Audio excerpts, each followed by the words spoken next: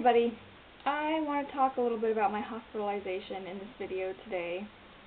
And I guess the story kind of starts in the last couple of years. I've kind of learned more about bipolar, and I kind of thought that I had it, but I never went in to see anybody because I didn't want to be on medication, and I didn't want, the label on me of having a mental illness, so I tried to deal with things myself, which I wasn't always very successful, I guess, at handling like the really bad depressions and things like that on my own. And I know I had periods of mania or hypomania before, but it never got so bad that I thought it was a problem, even once I realized that I probably had bipolar, which is another reason why I didn't seek any treatment, because it wasn't, the mania wasn't so bad that it was interfering with my life or anything. But then, a couple of months before I went into the hospital, I just started spiraling downwards, and I was experiencing all kinds of things like psychotic type symptoms, which I had never experienced before in my life, and it really scared me, actually. And it scared some people around me, so my dad was the one who insisted that I go to the hospital. And ironically, I used to work in the emergency room at the hospital that I went to, so it was kind of weird going there, but I don't think I saw anyone that I knew.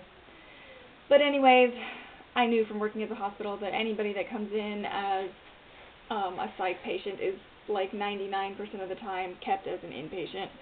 So I knew before I even went to the hospital that they were going to keep me. And I didn't really want to go, but I agreed to go because my dad was worried about me.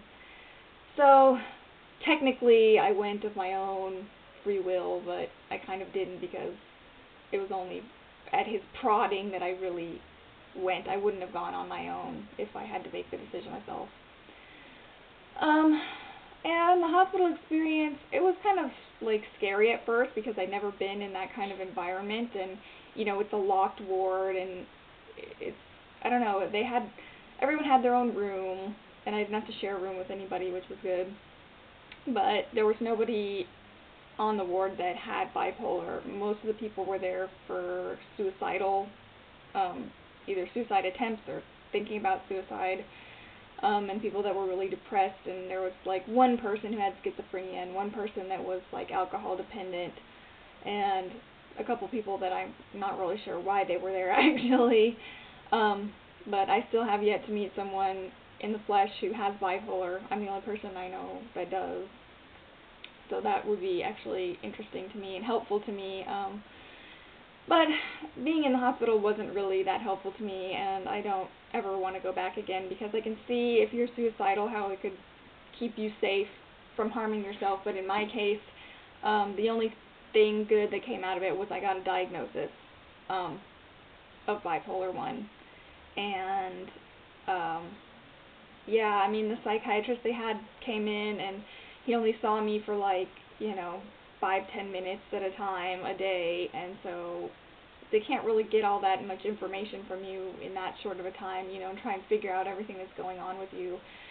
So anyways, I got the diagnosis, and they had different group therapy they call it, but it wasn't really any kind of therapy because nobody wanted to talk about their problems with everybody else, so that wasn't really that helpful. But I mean, they had other groups that were just kind of like little talks that they would give, and that was helpful, I guess, to get some information about different kinds of illnesses and treatments and things like that. But as far as me personally, they started me on Lamictal, which is a very slow-acting medication, and it was at a really, really low dosage too, so it didn't do anything for me. So I stayed in the hospital for like 5 or 6 days, and pretty much I just slept and ate and went to the assigned groups and, talked with the other patients there about what, was going on with us, like personally, not within the group. But that, I'd say, was probably the most helpful thing, was seeing other people's experiences and hearing, how they felt about it, and just kind of knowing that I wasn't alone totally, and that everybody else was experiencing similar kinds of things was helpful to me. But the staff, I guess, and the treatment that I got at the hospital wasn't really all that helpful. It's been the outpatient treatment that I have gotten since then, with my psychiatrist and my therapist that has really been helpful to me. So that's just a little bit about, my personal experience.